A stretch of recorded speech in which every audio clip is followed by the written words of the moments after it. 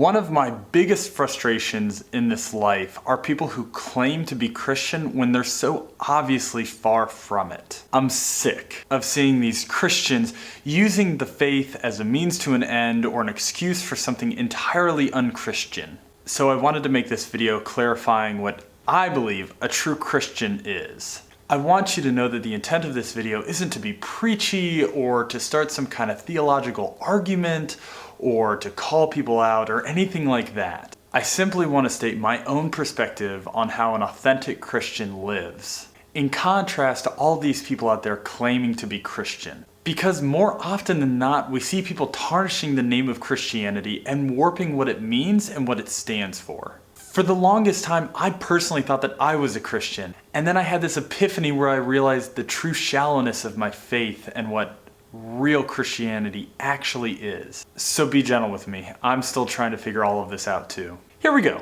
Number 1.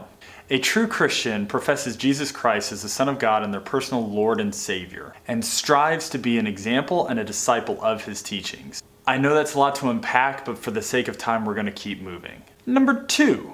A true Christian loves and serves all people. In the 13th book of John, Jesus gives His disciples this commandment: love each other. As I have loved you, you are to love one another. Your love for one another will prove to the world that you are my disciples. And Jesus exemplifies this earlier in the chapter by washing the feet of His disciples. Now, this was considered to be a very lowly service, usually reserved for the servants. So for the Son of God to be washing the feet of sinners, it was an act of great humility, love, and service. A true Christian is called to follow that example, not only towards other Christians, but to literally everyone. And honestly, it's as simple as that. Christianity isn't some exclusive moral police holier than thou club.